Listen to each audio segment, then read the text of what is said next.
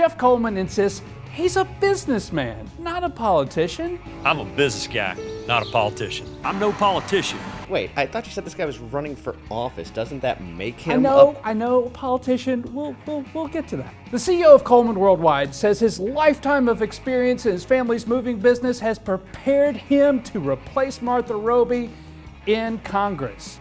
The moving business, Congress, they're practically the same thing, right? What do they have in common? Maybe fraud.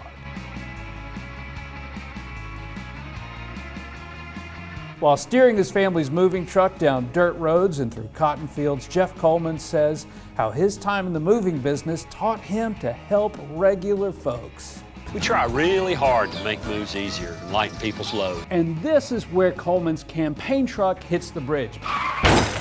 Because if there's one thing his company has ever been accused of by the United States government, it's not lightening people's loads. Instead, in 2012, the U.S. Justice Department said his companies were doing something very different, bumping weights on shipments to overbill their clients, and 95% of those clients were, wait for it, get it, wait for it, oh, never mind, the United States Armed Forces. When military families move, and they move a lot, Coleman's companies have shipped their stuff from one deployment to the next.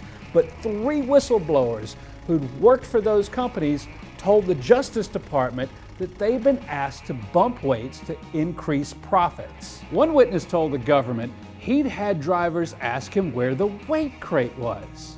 After this happened several times, he wondered, well, what the heck is a weight crate?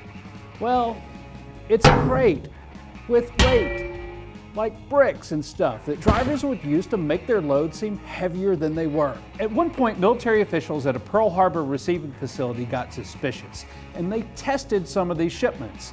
They found the Coleman companies consistently overbilled the United States by approximately 9 to 10% of the actual weight of the shipments. The Justice Department also reviewed government databases. In 650 shipments they reviewed, they found 80% had billed weight exceeding actual weight. In its lawsuit, the Justice Department accused Coleman's companies of defrauding the government out of $723 million. In 2015, Coleman's companies agreed to settle with the Justice Department for just $5 million and admit no wrongdoing, even though one of their employees, a warehouse manager, went to prison. And according to Coleman, all of this was the fault of, wait for it, It was brought by a Department of Justice, by a U.S. attorney, by President Obama people. That's right, it's Obama's fault. Thanks, Obama. Jeff Coleman says he's a businessman, not a politician.